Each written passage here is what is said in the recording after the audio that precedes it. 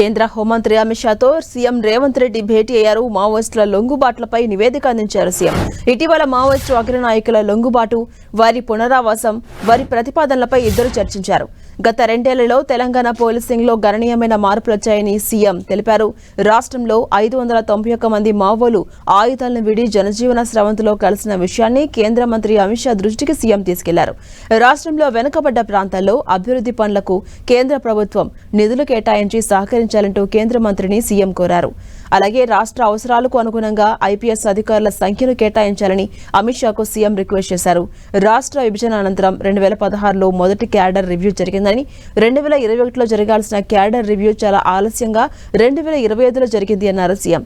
ఆ సమయంలోనూ కేవలం 7 ఐపీఎస్ అధికారులను మాత్రమే తెలంగాణకు కేటాయించారని సీఎం వివరించారు. దేశంతో పాటుగా తెలంగాణ రాష్ట్రం సైబర్ నేరాలు, డ్రగ్స్, వైట్ కాలర్ నేరాలు సహా ఇతర అనేక ఆధునిక సవాళ్లను ఎదుర్కొంటుందని సీఎం రేవంత్ రెడ్డి తెలిపారు.